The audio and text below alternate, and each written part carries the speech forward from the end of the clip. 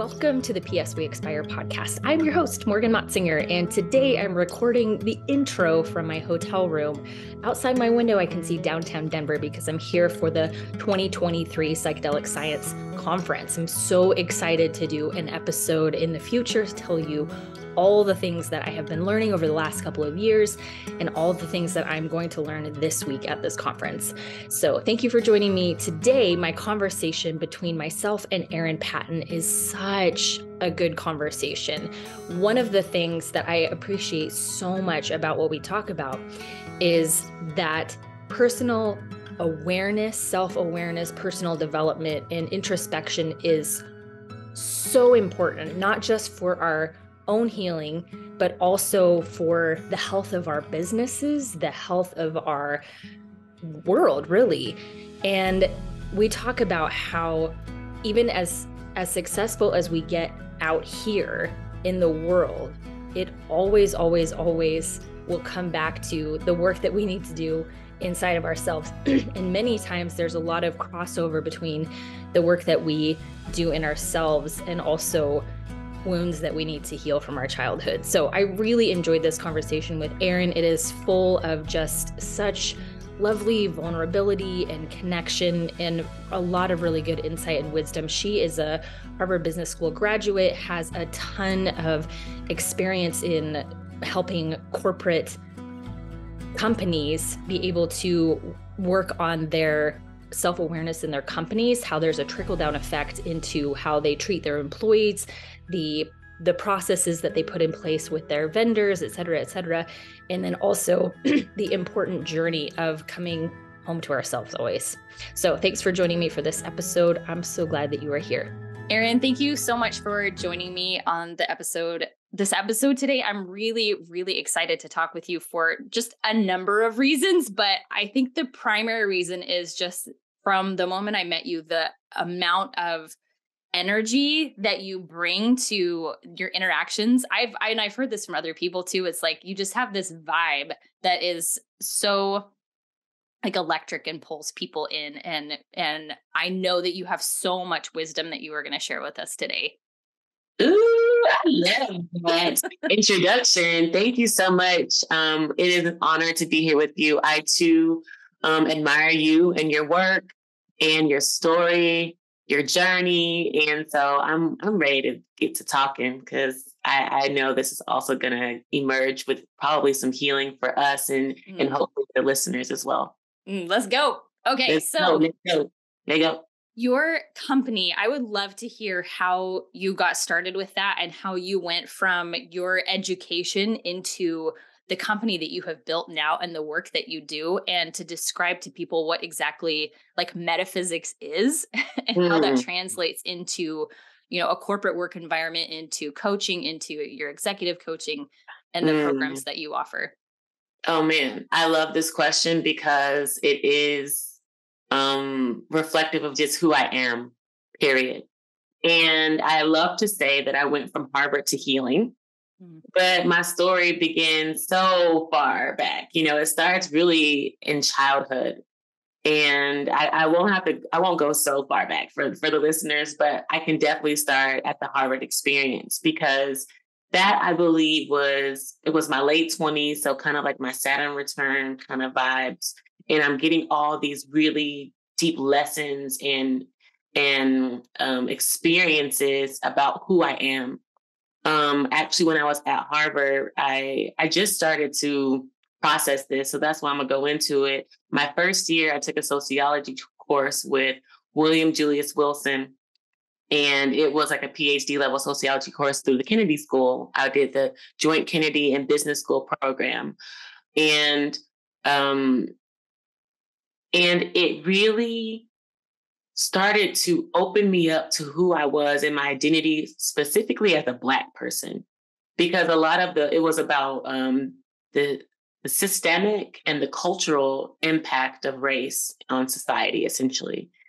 And I didn't quite think about my life in terms of systemic pressures.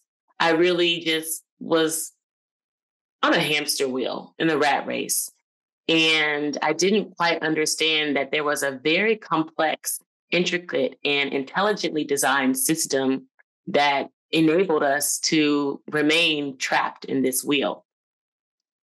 So that is where I believe that kind of interest and awakening started to happen for me in terms of what levers are being pulled at certain levels to really orchestrate behavior, if you will. And that was something too that was a big interest to me, and also was kind of a trendy thing at the Kennedy School, was like behavioral economics. Like, how do we incentivize behavior? And I got a little bit more into that in business. And this really started to take shape for me, I believe, as I exited Harvard, moved to Detroit, and was working in philanthropy and really starting to figure out how we can impact society development, economic development, business development, through with grants, with funding, through these programs to really shift people's behavior, shift how people show up in the world. And I'm really walking myself through this because it's starting to make a lot more sense how I got attracted to these things, because I also at the same time concurrently was going through a lot of shit. Like, I was in a fucked up relationship. I was feeling like I was taken advantage of. I didn't really have lots of, reliable friends. My family was really far away and they didn't really have the capacity for my trauma, my emotions either. And I had a drinking issue. Like, I was always drunk, I felt like. And not that the drinking was the problem per se, it was the numbing of the emotions, the blacking out to the point that I didn't really have a sense of who I was or where I was. And I used to punish myself a lot around that too. And so I decided to get sober, and I was stopped drinking for 5 years. And I actually got a therapist and started talking through a lot of my trauma. And I like to say this is where my real education began, because I started to study myself. The most important subject matter on the planet is the self.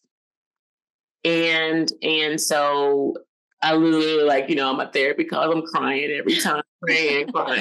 It's that vibes. And I was doing it through a Christian church, through Bethel. It's a church in, where is it? Northern California, in Redding. Very beautiful church. And I really started to connect deeply to the Bible, to Jesus. I was reading the Bible. I did a Bible plan where I read the whole Bible in a year. I was doing all these Bible devotions. I was going to church 2-3 times a week. I was just searching voraciously for a change, a shift in my thinking, in my being, because frankly, I just didn't like who the fuck I was. I just didn't like myself. I did not. I didn't like my work environment. I didn't like the people around me. I was really unhappy. And so as I was going through this, I decided to I was invited to go on a trip to Israel.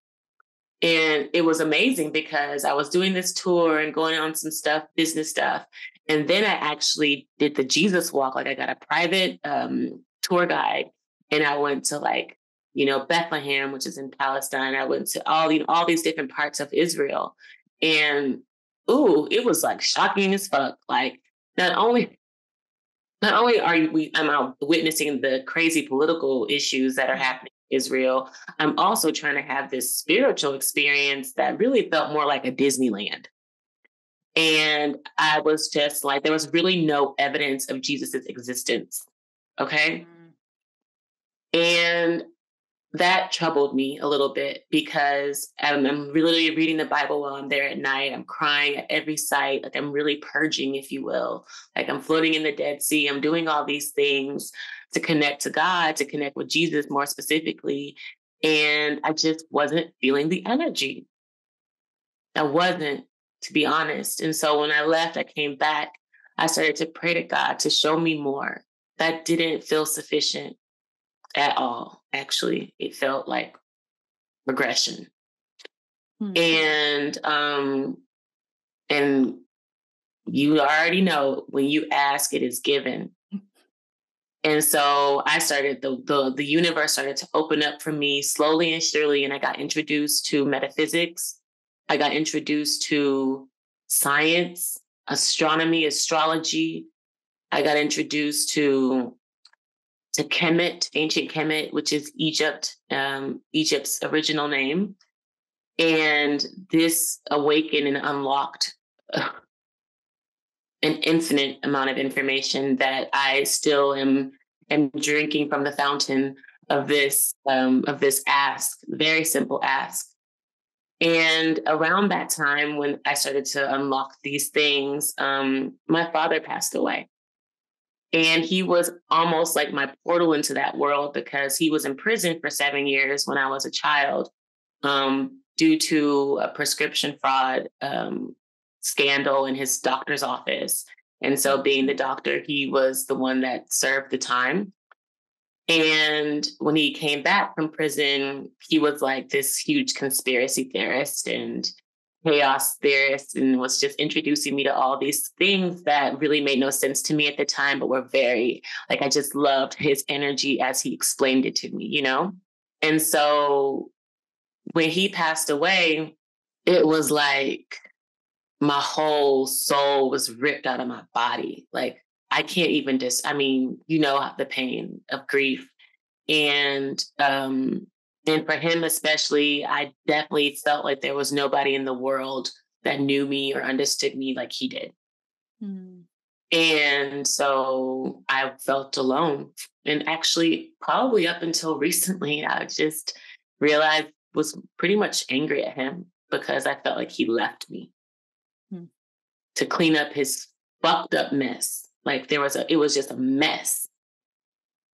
And my mom couldn't handle the pressure. My brother definitely couldn't.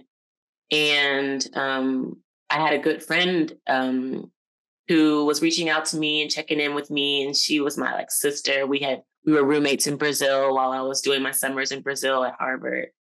And she was in Jamaica at the time. And a couple weeks later, I get a call from her best friend that her throat was slit and she was tossed to the side of the road in Jamaica. So then, I'm going to my friend's funeral, a month later after my dad. And all the while, I'm trying to launch a hair product company. I'm launching this clean beauty hair products. And actually, a few months later, when my products get picked up by Macy's and we have our launch at Macy's, I get a call from my family that my mom had attempted suicide and was in a behavioral health hospital, essentially. So it was just universe was like, Erin, come home. Mm-hmm. So I did.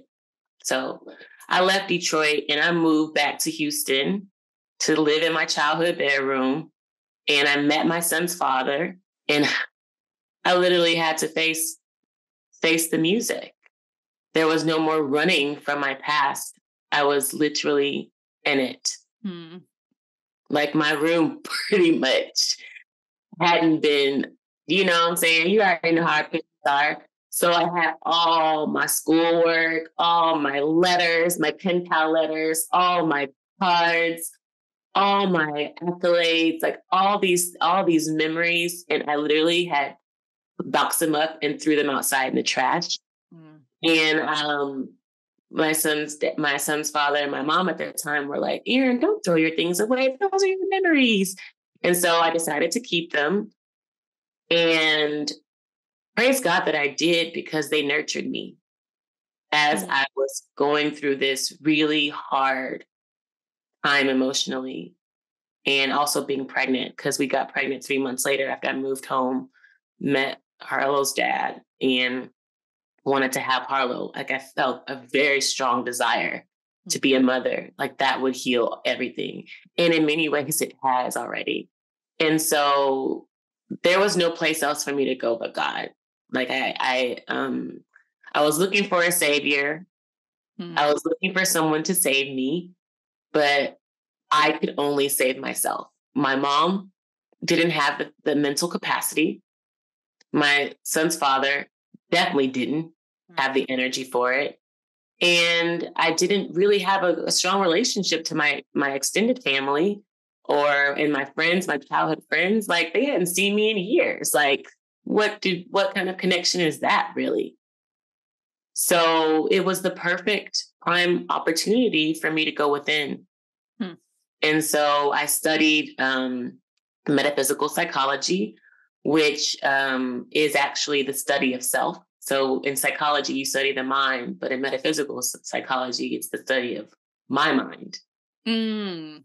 And and so I studied it through the University of Communication Sciences with Dr. Phil Valentine. And literally we'd have lectures like every week, every other week, it felt like something like that. And we'd have to read all these books, these incredible books, like the Kabbalion, The Awakening of Intelligence. I read also, not part of his course, but Sacred Woman by Queen Afua. What else were we reading? We were reading all these amazing texts. And one of the most powerful ones for me was The Handbook to Higher Consciousness by Ken Keyes. And a lot of my affirmations actually came through the 12 pathways that he outlines in that book.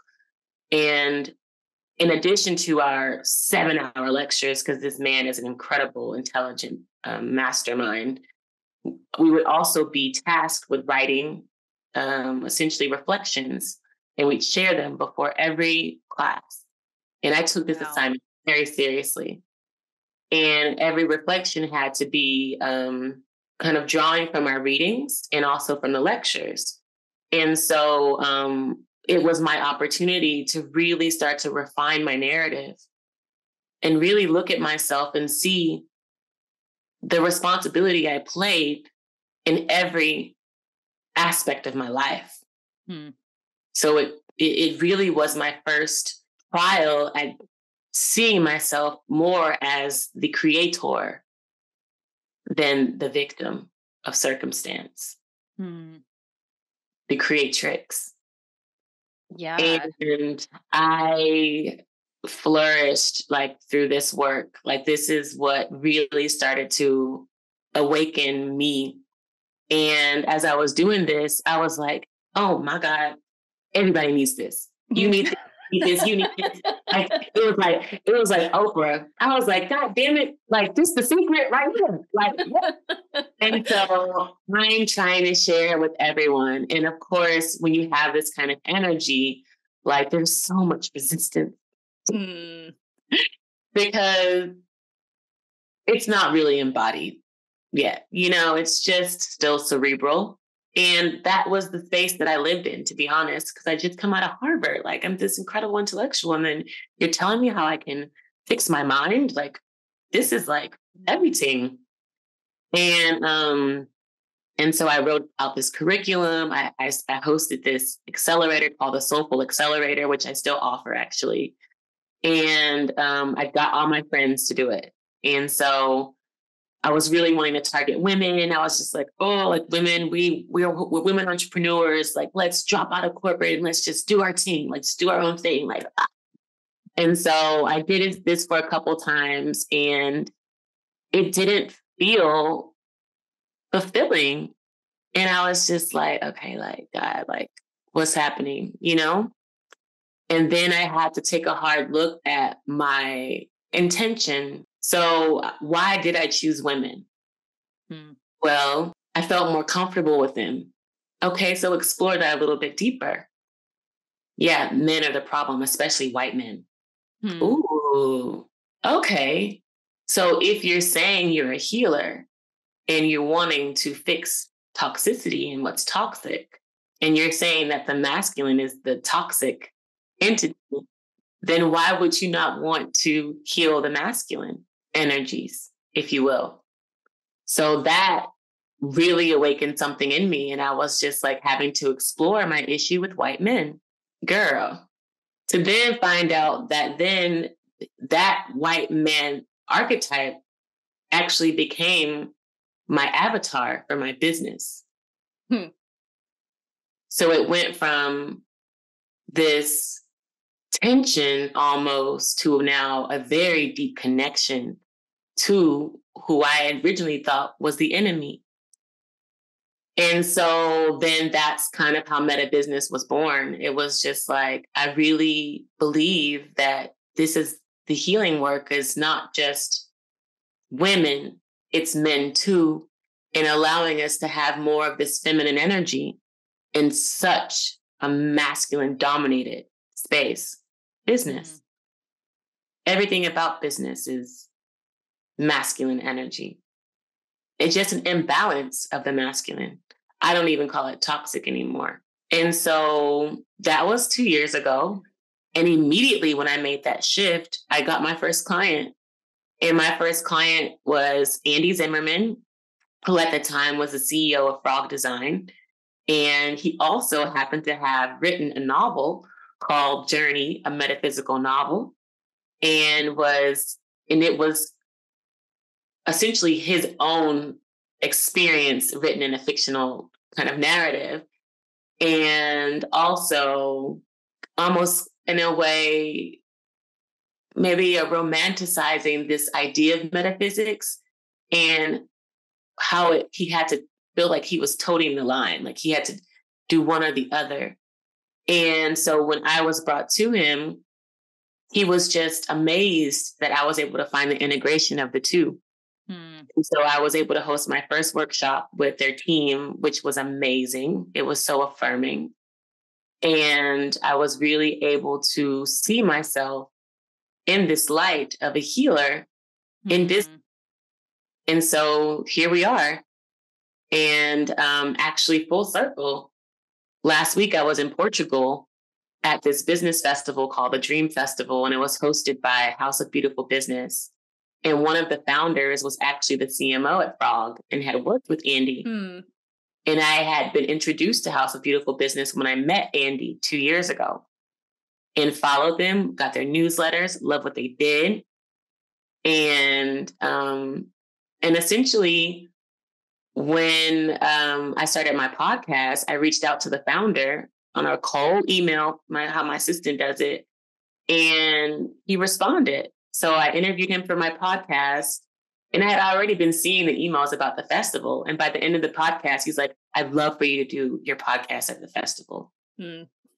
So then I was doing the podcast in Portugal and telling the same story. So that's incredible. What I think is so fascinating is I took a ton of notes when you were just sharing all of that. And thank you for everything that you shared and for being so transparent and allowing us to see, behind the curtain, all of the things that were happening. But that in your class, having your interest piqued by sociology and understanding the trickle down effect of these structures that are put in place. And so then when you then come into this awareness of the career that you want to have is addressing those structures within business, because, particularly in the United States, business drives so much of how we expect people to behave, how our education systems are set up, even from the tinies, from the littles up to, college and graduate school.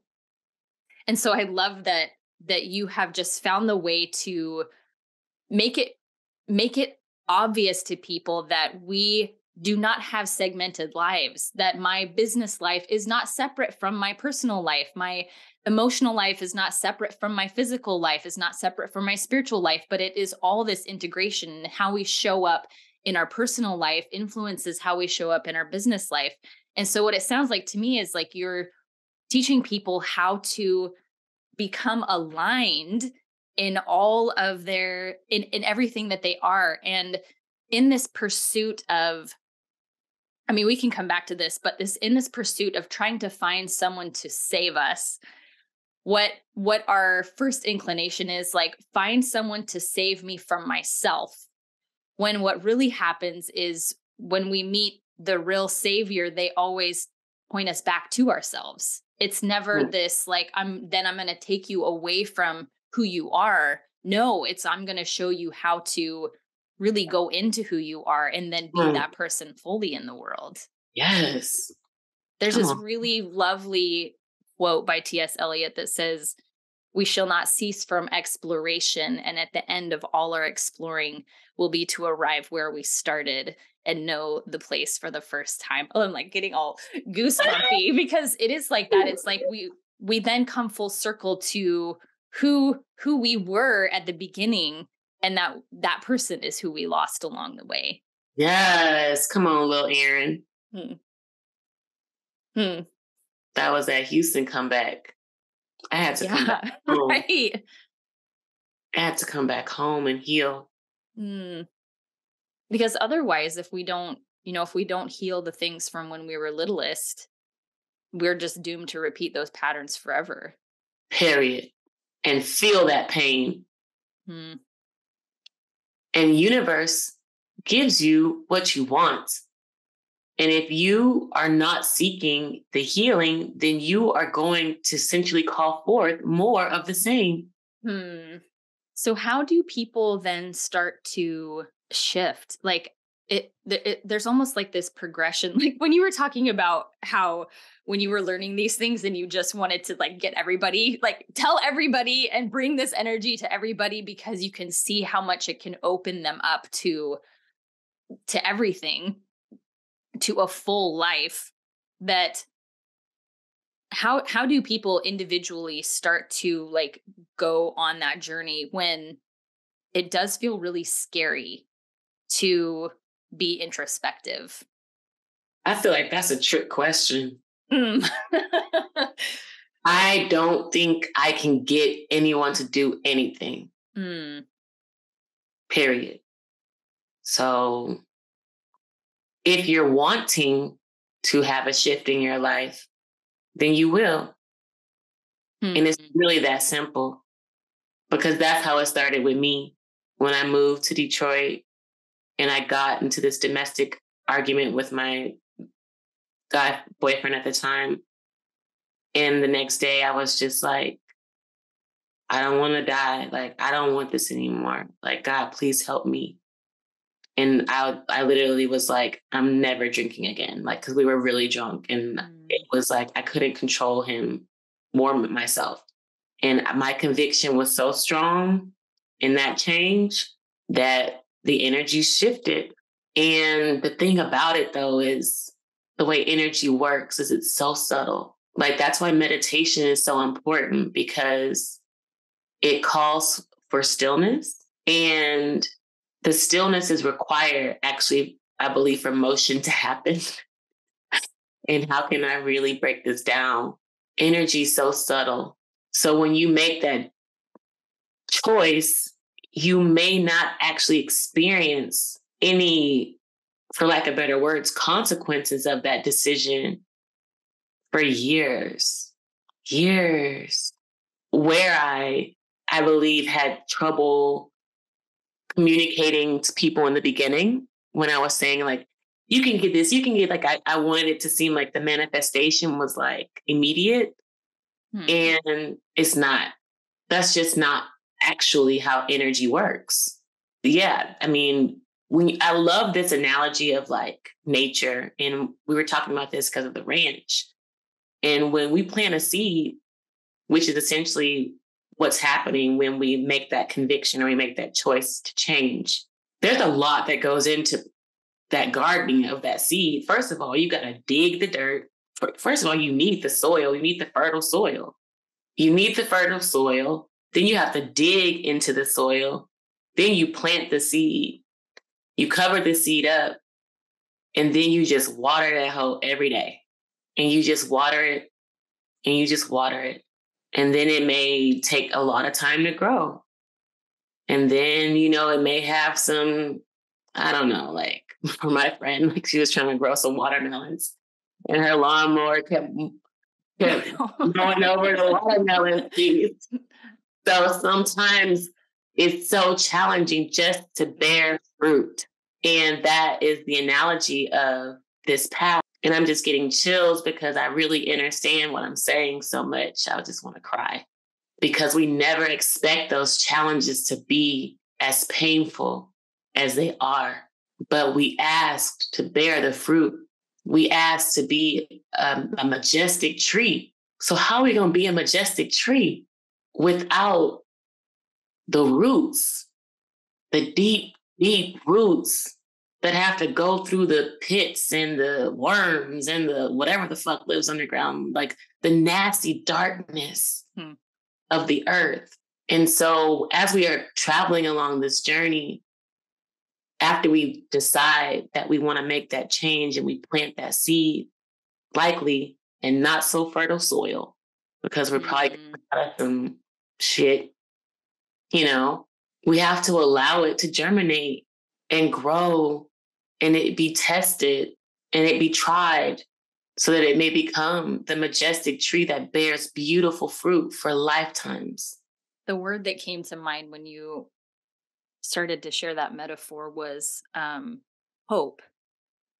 Was that this deep belief that even though I can't see what's happening yet, or I can not see those little sprouts coming up through the soil yet, I believe that the roots are going out. And so I'll continue to water the ground even when I don't see any external proof of what's happening beneath the surface. And that, I think, is really important on this journey of self-awareness and self-love, is this like deep belief that all of the work that I'm doing, all of the exploration and the curiosity that I'm moving through the world with, all of the hard conversations that I'm having, all of the deep work that I'm doing on my own or with a therapist, with friends that are also on this, I have to believe that that is not futile, that is actually also putting down roots so that when on the outside, people then can see the work. Like I know that it came from a place of like deep trust that what I'm doing is important and is worth it. And like before we hit record, we started to talk about self-love. And I think that this is like a perfect transition into this conversation around self-love. And what does that mean to you? And why do you feel like that's important? Continuing with that metaphor, when those roots are growing, not only do you not see the sprout, no one else can see it either. No one can see the work that you're doing. And for me, that was my hardest challenge, was feeling like I was not seen. And I'm crying because it doesn't even matter. But that's something that I deeply, deeply desired, was to be seen by others for who I am. Truly. But no one can do that if you don't see yourself. So that was my work in my root planting, nurturing my roots, nurturing my abilities, and learning how to love them and accept them myself. I don't know why this is the case, yet we're programmed to have a critical view of ourselves. And I know this to be the truth. And in that critic mind, there is no space for much love. And so that judging mind, there's not much space for love. And I just lived with that judging mind in my being, and it was very painful. It was very painful. So as we learn how to love and nurture ourselves more, that judgment voice becomes smaller and smaller. And that's when abundance really starts to flourish, because then we see possibilities, we see options, we see different pathways. And that's where love flourishes. And that's where love for self flourishes. Without the self-love, abundance cannot exist. It just doesn't have a place to thrive. Well, how can you receive love and good things when you feel on a deep level that you don't deserve it? You can't. You will always push it away because you don't. There's no, like you said, like there's no space for that to come in. Come on now. when I started to really understand the importance of self-love and self-trust, and to learn how to quiet that inner judge, I was surprised pleasantly by how much less judgmental I became of other people. Period. Like it's the natural byproduct of when we don't have a critical eye towards ourselves anymore, we have a less critical eye towards others. When Hmm. we really experience empathy and compassion for ourselves, Hmm. especially our young selves, our inner children, and Hmm. we see other people as also, oh yeah, they have this inner child that's throwing a temper tantrum about this, and they're also crying out for love and acceptance and to be seen in Hmm. the they don't see that it's a counterproductive way that they're asking for it, but I see that Hmm. they're asking for that. And Hmm. I know that they are because I recognize that same pattern in myself. Hmm. Come on now. This is why meta business will thrive on this planet, because it will eliminate all of the boundaries. It will eliminate all of the, and I'm just going to say them, the racism, the classism, the sexism, the orientationism, Mhm. the socialism, the politicism. These things can't exist in an abundant world. They can't exist there. There are no boundaries in that sense. There are no limitations, rather, in my being. I am not bound by these restrictions, by my skin color, by my body type. I am a divine being of light, of consciousness, of wisdom, infinitely Hmm. existing, always existing. That's a truth. And when we accept that truth, then we are able to see, like you said, the truth in other people. Hmm. Which is exactly why this work is not encouraged, because Period. people who are free cannot be controlled. That part. And we don't need to be. Hmm. And we don't have to be. And this is the age where we actually can exist without persecution and freedom. I've lived many lifetimes where I've been killed for doing this work, mutilated. Hmm. Okay? Hmm. And that was the fear that I was grappling with, really, in coming to be who I am now in terms of the metaphysical mastery that I have, was, will I actually be safe doing this work? Hmm. And now I know that I am. There's the sense of safety and being so sure of your purpose. Is that what gives you the courage? Period. Hmm. I have to have that. And let's talk about that metaphysically, because it is coming from the root chakra. We were just talking about roots. Hmm. The Muladhara. It is from the root chakra where we have our safety and security balanced.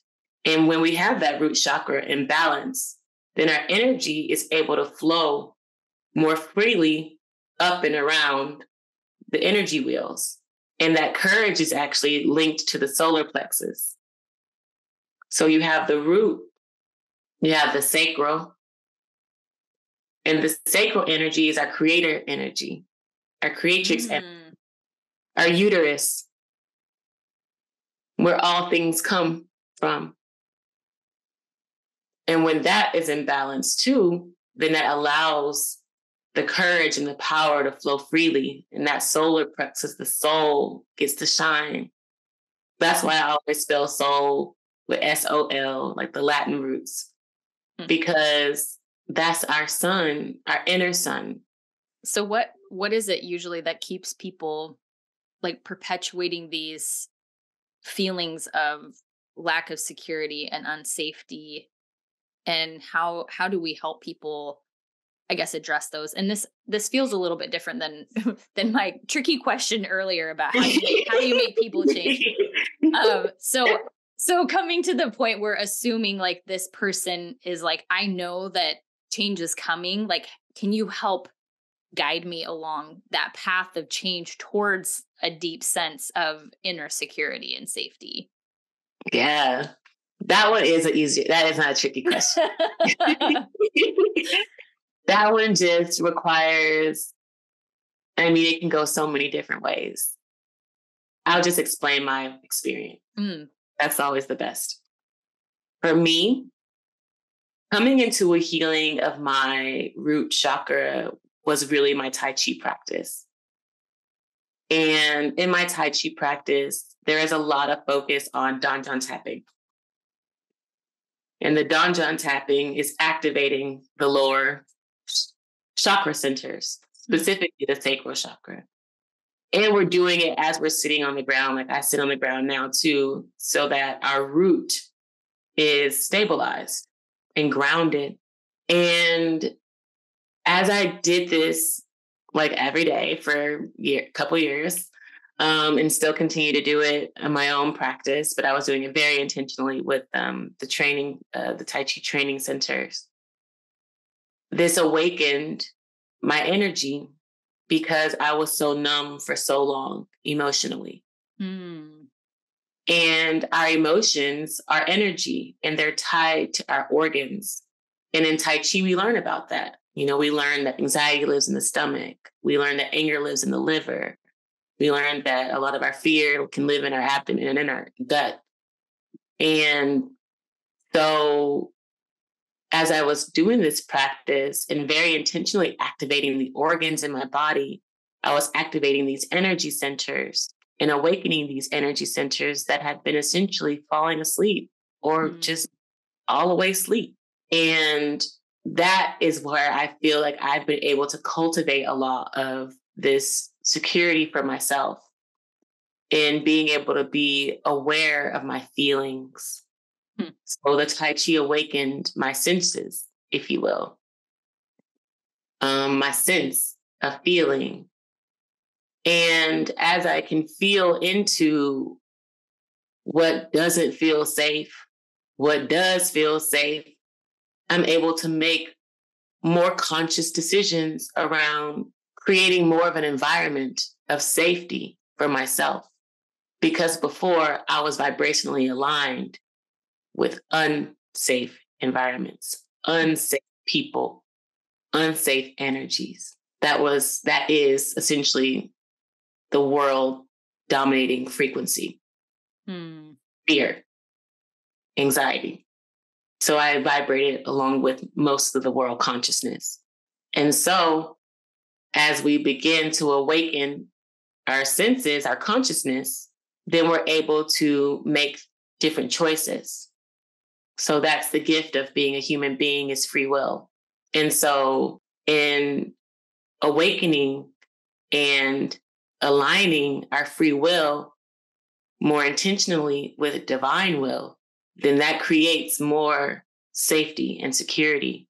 And to the word we've been talking about before, trust. And that also is a very fundamental emotion from the root as well, from the root chakras, trust. What I appreciate so much, thank you for sharing that, is the realization that when we are disconnected from our emotions, all sorts of stuff goes awry. You know, when we're not tapped into our intuition, when we're not really in our bodies feeling everything that we're feeling, you know, and we live in an age where we are encouraged to be disconnected from how we really feel. We're encouraged to numb. We're encouraged to escape. Yeah. And it can be very jarring in the beginning to get back into our bodies. You know, when we have these years of habituation that takes us, you know, it keeps us from the neck up. I did EMDR therapy for the first time with my therapist a couple of weeks ago. And I had to keep pushing my awareness back into my body because I was so used to intellectualizing my experience. I was so used to, analyzing like, this is what this means and this is why I'm feeling whatever, instead of trusting in the innate wisdom of my body to keep pushing my awareness back into everything that I was feeling in my body. But that can be very, maybe scary is not the right word, but it can be very, it feels almost unnatural if you're out of the habit of listening to your body and getting all of those, like you said, all those organs back online and alive again. It's like there's so much sensory input from our bodies that we're not used to sifting through and sorting through. And I love that you said that when we develop the trust is when we then start to believe ourselves again about what my body is saying about what's happening out here. When before, before I would be like, shh, quiet down, body. Like, I've got this in my brain. And then I would continue to do things that didn't actually align with me and how I was really feeling. And so I just effectively continued to cut myself off from the wisdom of my body. And it's so wonderful to have the encouragement that it's not unsafe for us to be in our bodies. It's actually really unsafe for us to be out of our bodies. That part. It's really unsafe for us to only live in our heads and to only intellectualize and process what's happening out here with our cognitive awareness, because so much is happening on a subconscious level, on an energetic level in our bodies that we're not tapped into. And so then we continue to just perpetuate the patterns, do the things we've always done. And then we wonder why we're sick, and we wonder why we're feeling disconnected from our lives. We're wondering why we don't have the deep kind of connections that we want with people. And it's because we are fundamentally disconnected from ourselves. Come on now. And when you think about business, Mm-hmm. Where do we live? It's all about what we think, what we thought about, what we're reading in the numbers, what we're seeing externally outside of us. And we're literally out of our minds. That's why business go up and down, never stable, never secure, never safe. Look at Wall Street, look at finance. It's almost like was the metaphor about like how you've got the person sitting on the elephant, and the person who's steering thinks that they're the ones who've got the power, but they're sitting on this enormous creature with so much potential power. And that's like our conscious and our subconscious minds. Like we think that we've like are, pulling the strings the way that we want to, but we don't realize that like there's a bigger awareness and a bigger intelligence here than we are tapping into. Yes. That's it. That is why meta business is necessary. So we have to be able to do that in order to be able to activate our fullest potential as divine beings here on this planet. We're not utilizing all of the energy that we have. Well, and it's problematic in businesses when we're only focused on particular metrics, and we're only thinking about what is the health of the business look like in this category, instead of thinking not just holistically within a company, like how's the health of my employees? How's the health of the people who are making my products? How is the overall health, but also an awareness of the health of the people that are going to be buying that product or buying that service, and learning those things and the interactions there. And when we can raise our awareness to the understand that we really are all connected, and that what is good for me is good for you, what is bad for me is bad for you, then all of a sudden we start to have much more ethical business practices. We become so intolerant of injustice, and we become intolerant of oppression, and we become intolerant of the systems that support those things. And we start to change things then on a bigger level. But that always happens with the individual, because the individual is the one making the choices. Like businesses aren't entities that are just separate from humans. Like it's all humans. And so the work that you're doing, oh, man, it's so exciting. It's so exciting to know that there are companies that are coming online with this and finally aligning with this awareness of that we are all connected. We're all interconnected, like the mycelium, in the forest. We're all connected. All the roots that I'm putting down, going back to that metaphor, all the roots I'm putting down are actually communicating and touching other roots. Mm-hmm. I love it. This is, hey, you get it. Mm. You get it. And the world is ready to receive it as well. So businesses, what do businesses come to you for? Okay. So my offerings now are varied. So I do a little bit of coaching. So this type of interaction is what I do for senior level executives. And our vision, actually, let's back up. Our vision is to train, educate, inspire 700 enlightened business leaders. Enlightenment level.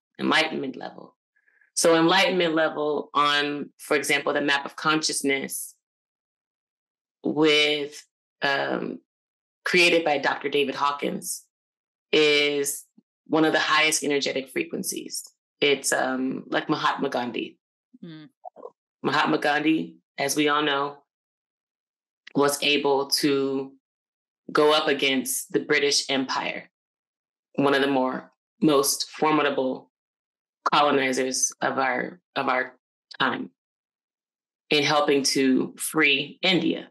So with that level of awareness permeating through organizations, as you just talked about, the mycelium of organizations, the tens of thousands, hundreds of thousands of people that are employed. Okay. And then you talk about their families. Okay. And then you talk about their customers, hundreds of millions of people. With that kind of consciousness and energy flowing through that mycelium organism, that then we can expect to impact and lift the consciousness of 700 million people around the world. And that's only a blip in the global population. We know that. However, that's our vision at the Meta Business World. And that's why the focus on leadership is really critical for us, and being able to connect very deeply to senior leaders and how they show up in press, in meetings, in their families, everywhere, because they are closely watched and they're lauded and upheld and they're on covers of magazines and they have influence. And so coaching is a mechanism through which we reach these leaders. We do workshops where we're able to work with teams and have activities and engagement and physical exercise and or physical movement, rather. Meta movement is what I call it. And retreats. And what will have the broadest impact will be our meta strategy. So once we sort of have this introduction of the content, then we're able to then very intentionally weave it into the fabric of the organization. So we'll work with these leaders then who have had these awakenings, the energy now to hold the container for this work. Then how do we shift our work policies? How do we make sure, our factories are respectful of human level conditions? How do we ensure that our incentives are aligned so that people are selling for the best reasons, the highest good? How are we designing our softwares, writing our programs so that they aren't controlling the minds and hearts of young people negatively, impacting them? And the meta strategy is where the real work will happen. And that's why I've always seen the meta business world as essentially a consultancy disruptor. It would disrupt like the Bains, the McKinseys, the BCGs of the world. And we'd be able to have our little Meta Business Army warriors out here working with these senior leaders and these teams to design better systems, higher consciousness systems, so that their organizations can operate at higher frequencies, essentially. And in addition to that, we have our ranch, the Commission Ranch. So it's inspired by humanity's lineage in ancient Egypt, where first humans occupied this planet and were of the highest and divinest nature. And this is the energy that will inform the work that we do at the ranch. And we will have everything from meditation studios, yoga studios, to spa, sauna, to recording studios for music artists, visual studios for visual artists. And it will essentially be a heaven on earth for senior leaders to be able to come and connect back to self and align with their highest purpose. That makes me feel very hopeful for the future. I can get really, if I spend too much time watching the news or, spending too much time online, I can feel very, very depressed about the direction that things are going. And hearing not only what you're creating, but what you already are doing with people who are interested in shifting things positively and for the good of all humanity makes me feel so much more hopeful. So much more hopeful. Again, it's that, like, if we can have that hope for ourselves on an individual level and that belief for ourselves that change is possible, then that also means I can believe that for other people. Yeah. What's your I know you're still like in the early stages with your ranch, but what is your projected open date and first, like, bringing people to the ranch? I say we're gonna be live in 2025. That's so exciting, isn't it? Mm-hmm. Live in 2025. I can't wait to visit. It's gonna be so fun. It's gonna be so fun. And that actually what's the best part about this work is that, and I'm drawing from one of my mentors, Max. I got to shout him out because he really has been a huge aspect of my growth. And his motto is play, fun, and love. And we've talked a lot about love, which I've really come into a mastery of, I believe. And for me now, I'm calling forth more experiences to teach me how to be more playful, full of play, and full of fun. I spent a lot of my life,